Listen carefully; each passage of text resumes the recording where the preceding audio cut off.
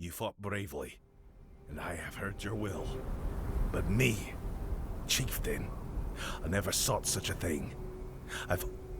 You are a man of honor, strength, and with you at the helm, Well, if this is what the tribe needs, I'll bear the weight. The old... Just don't expect me to enjoy it. The Forge was a far simpler... And now you ask me, after deciding their future with me at the helm? Ha! That's bold of you. But don't worry. You've got a good instinct. That whole mess with Thrigvi, it infuriated me. I'd be lying if I said I hadn't imagined what I'd do differently. Had I been the one to earn the giant's blessings. And I've got a thing or two up my sleeve. Warriors need a steady hand to lead them. But they also need respect. Just like the Stone Wardens. So strength and respect will be restored. That much, I promise. Out of the question. Don't get me wrong. I respect my brother's faith in a united Dalrita. But let's not fool ourselves. The Dalrita are anything but united. And this so-called rebellion of One Ice is bound to collapse. Right now, we should be worrying about the weirdness. Not another damned war with Camelot. I can't lie. I thought going to the moot might have been good for us. The Ulfr could use a place at the table. But maybe Darvan's right. After the whole damned mess with Thrigvi, we need to stop chasing other people's wars and start rebuilding as a tribe. And now, I've got not only the Stone Wardens to lead, but the whole pack of stubborn Ulfr as well. And I will lead them, but not by barking my orders like Thrigva did. It'll take years to remind him what it means to be Ulfr. Ulfr needs a leader, not a loudmouth. I'll remind them of that. Now, I suppose I should see what kind of mess I've inherited.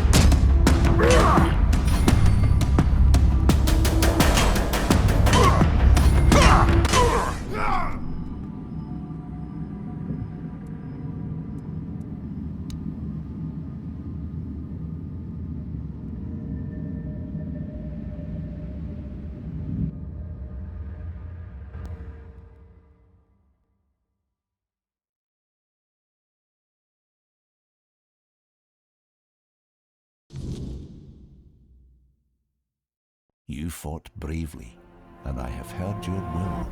Me, the new chieftain. I never sought this, but if that's what the tribe needs, then I'll do my best. A fine choice, truly. You got the heart for this, and the tribe needs someone like you to lead. You fought for the Ulfr in ways few others have. Let's hope the weight of leadership only strengthens you further. And you've done well, choosing wisely when the tribe needed it most. I'm humbled, really. I'll make sure our tribe is strong and united, and yes, I'll go to the moot. The Ulfr will have their voice. Thank you for everything you did. We surely couldn't have made it without you. First, I need to get this Thrigvi nonsense out of their heads. That'll be the hardest part. Ulfr might be stubborn, but we're not fools. Once they see Thrigvi dead, they'll come to their senses. Before long, he'll be nothing more than a cautionary tale we tell our children. After that, we honor what the moot decides. If it means war, then we march. And there's nothing the Ulfr love more than battle. Now that you've spoken to the giants and put Thrigvi down, she might finally have a chance to return to herself. I hope the voices are silent now, or will be soon. I couldn't have done this without you. You have my deepest gratitude, and that of every Ulfr. You have my thanks and my respect. It's been a long time since the Ulfr had a reason to stand tall. Thanks to you, we have a reason once more.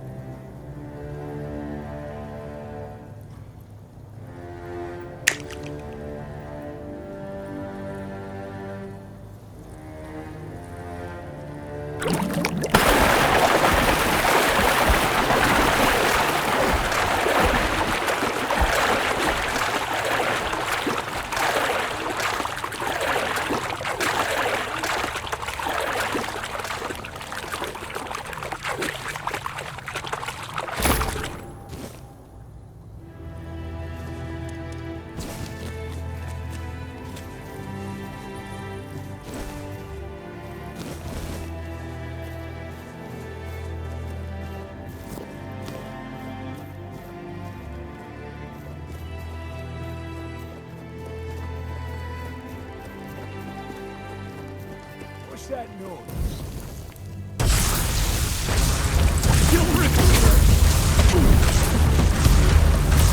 This fight is mine! You're no match for our bad.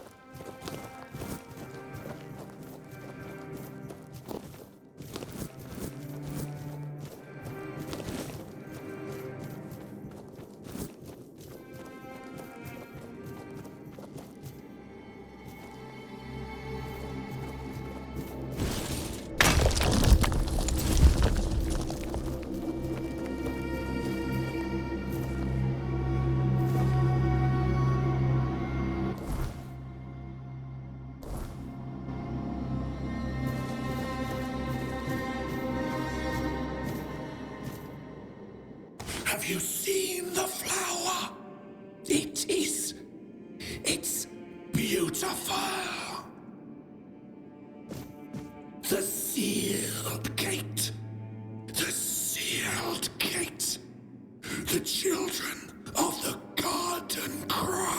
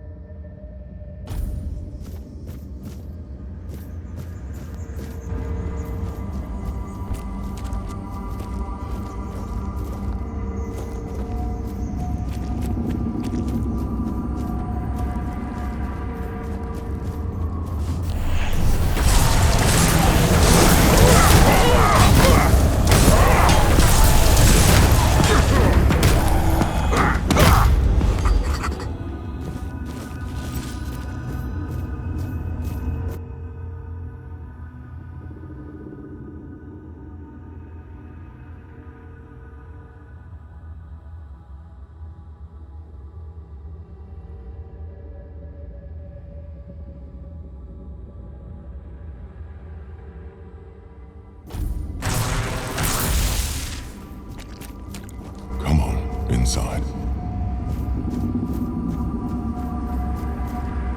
Step forward. After all, you know me well. Take off your mask now. It's your home.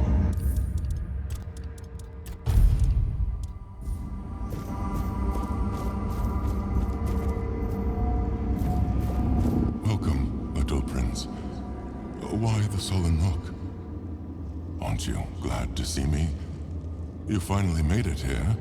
It must have taken quite a long time. So, you don't remember me? I'm afraid it might have something to do with the form in which I see you now. This body and soul, they're much different from what I expected. But to answer your question, I am the Weaver.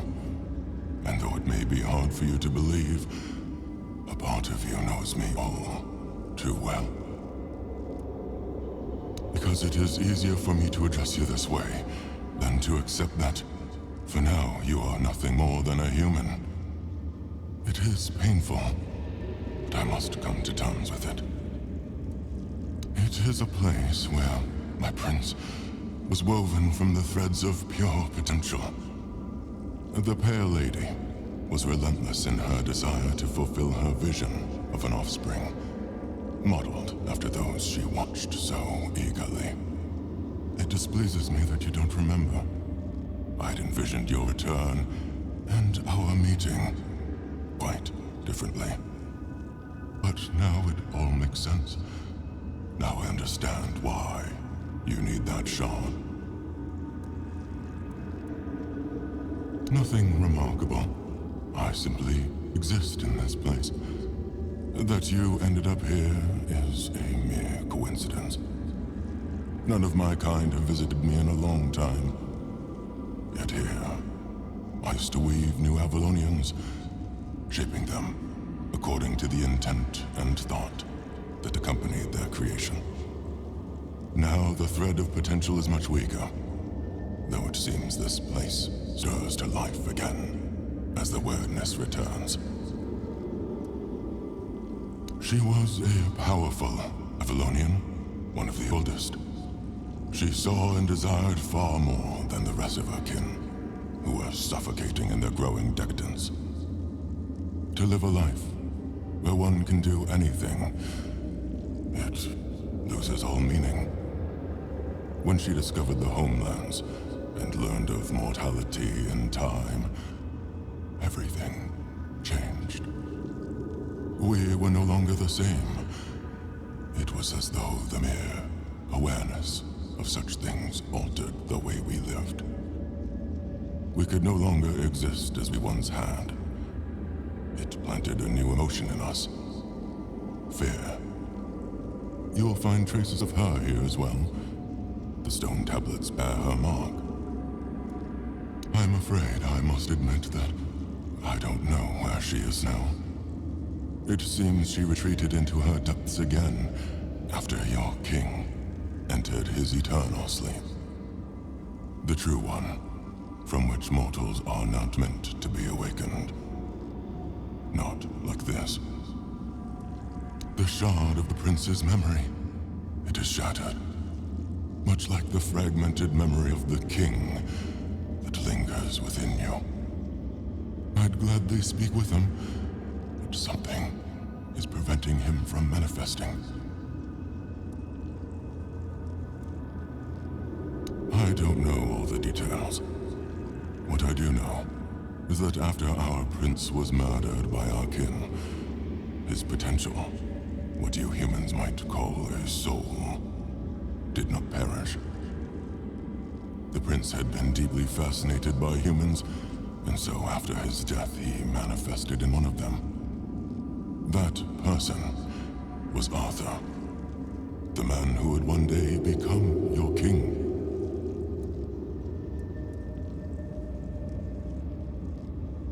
He followed his mother's fascination. Much like her, he gazed upon the land of men. But he wished to go further. He wanted to experience being human. So he built the menhirs, meant to repel the weirdness.